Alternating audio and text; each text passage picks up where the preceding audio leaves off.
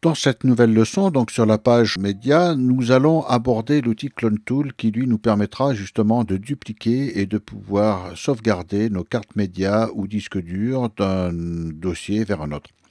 Donc pour le mettre en route, il suffit de cliquer ici sur cette page pour pouvoir justement commencer à ouvrir et pouvoir choisir un petit peu ses destinations. Donc au départ, la fenêtre sera ainsi, donc je clique, elle s'ouvre et il n'y a rien à l'intérieur, donc je peux rajouter un job, donc un travail avec une source, comme on peut le voir ici, et une destination.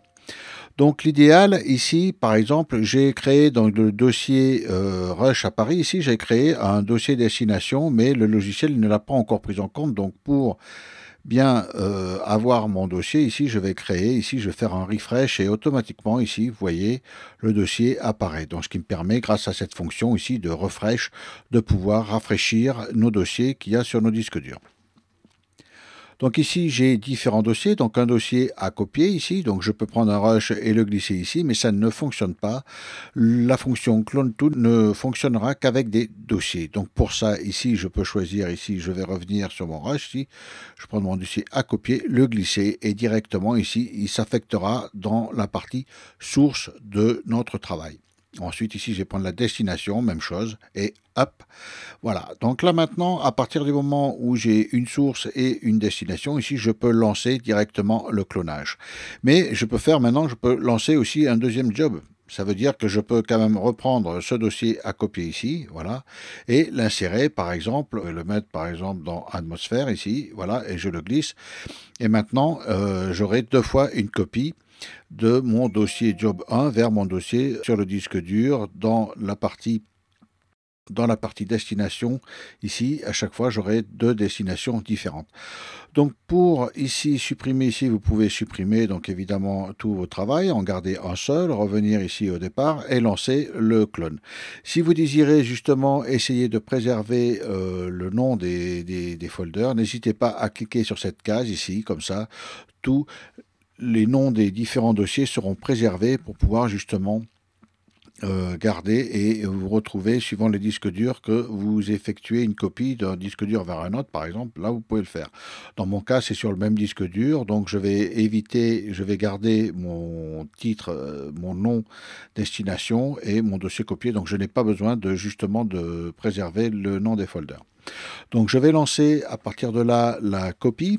On peut voir que c'est assez rapide, suivant votre machine, suivant comment ils sont connectés, si c'est en USB 3, en Thunderbolt, en USB 2, etc. Donc suivant votre connexion, ça ira plus ou moins vite, parce que là vraiment le logiciel va copier d'un disque dur à un autre.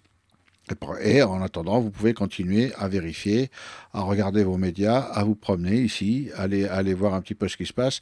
Et une fois qu'il a terminé, ici, le logiciel vous indiquera ici par l'indication complète qu'il a terminé son travail de copie entre la source et la destination. Donc ensuite, vous pourrez fermer cette fenêtre ici directement avec l'outil clone et effacer les différents travaux qu'il a réalisés. Voilà en ce qui concerne l'outil clone. Cet outil est très pratique. Il existe depuis la version 11 du logiciel.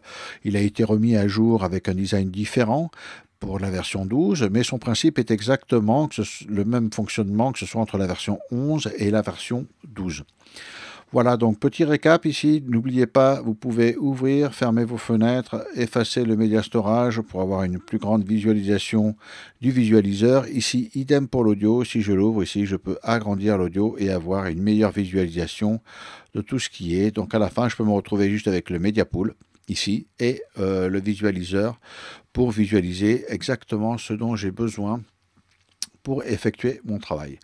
Donc ici directement, on peut commencer à travailler directement. Ici, vous voyez, je peux quand même rajouter des points in, des points haut, et ainsi de suite, commencer à bidouiller un petit peu mes plans en vue de la préparation du montage.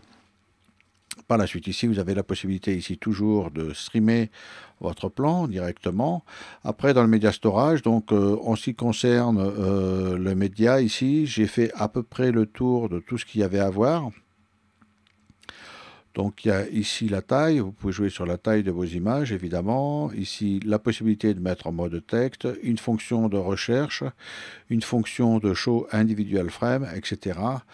Ici la possibilité de mettre l'image plein pot sur l'écran du visualiseur, et ainsi de suite. Donc tout ceci est très intéressant, et l'avantage de DaVinci Resolve, c'est qu'il est très rapide justement pour essayer de dupliquer ou de créer des proxys pour d'autres logiciels de montage comme Final Cut Pro, Premiere ou Avid.